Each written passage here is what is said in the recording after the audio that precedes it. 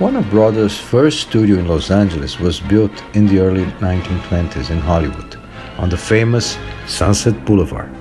In 1930, the Warner Brothers bought a plot of land in the San Fernando Valley, in the Burbank neighborhood, and installed there their new studio.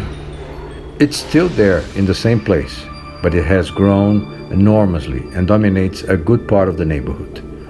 The studio tour started much later, modestly in the 90s, but it has grown a lot since then.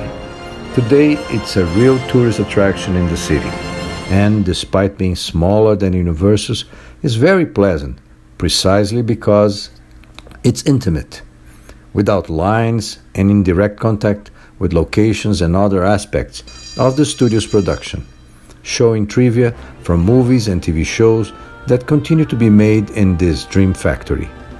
The tour starts in a gallery that tells the history of the studio. From there, we board open vehicles and ride across the studio's streets, passing through the backlot and its immense sound stages. The guides explain everything we see, like the streets in Paris from the movie Casablanca with Ingrid Bergman and Humphrey Bogart, or the New York Avenue that it was used in movies like Blade Runner, To Be or Not to Be, and TV series like Lewis and Clark, ER, Flash, and many others. Among the sound stages, the one that stands out the most is the 16. It's one of the tallest in the world. Magnate William Hearst, actress Marion Davis' sugar daddy, paid the fortune of $100,000 in 1935 to raise it to its current height of 98 feet for the film Cain and Mabel Final Scene, in which she played opposite Clark Gable. The stage 16 is also a swimming pool, which was used in the movie Goonies. Among the many films shot there are classics such as My Fair Lady, Ghostbusters, Jurassic Park, and Indiana Jones.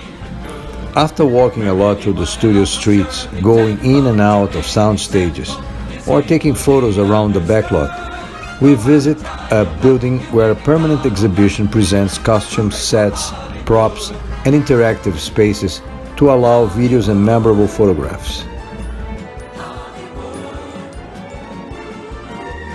For those who love old Hollywood movies like me, we can see how films are made.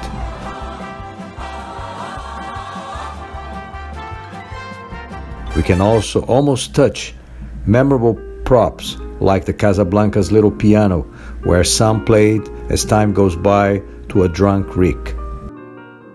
Close by, the costumes used by Humphrey Bogart and Ingrid Bergman in the film show that Bogart was 5'7" and Bergman was taller than him.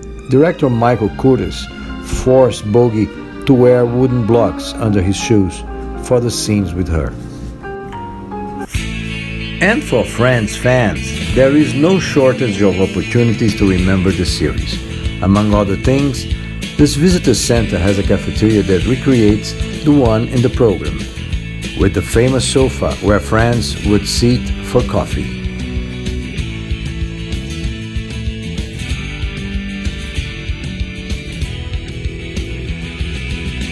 The fans of The Big Bang Theory will see and photograph plenty at the Warner Tour.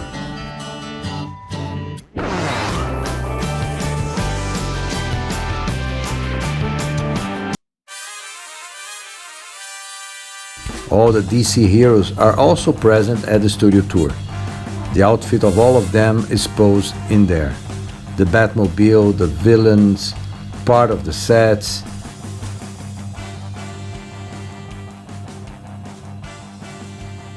And for the fans of Harry Potter and the magical world of its movies, the Warner Brothers Studio Tour Hollywood in Burbank has an entire session dedicated to them. It's interactive, with many opportunities for photos and videos. You'll replant mandrakes, create spells helped by magical books, visit Harry's cupboard room under the stairs, choose a magic wand from the different character collection, and put your head under the infamous hat to find out which Hogarth house you belong to. Try me on, and I will tell you where you ought to be. Brave at heart, daring, better be Gryffindor! The tour souvenir shop is at the exit for those avid buyers to buy t-shirts, books, posters, mugs, figurines, magic wands, and a multitude of objects related to the history of the studio's films and Hollywood. A tour that lasts more than 3 hours and will be an enjoyment to movie buffs of all ages. Highly recommended.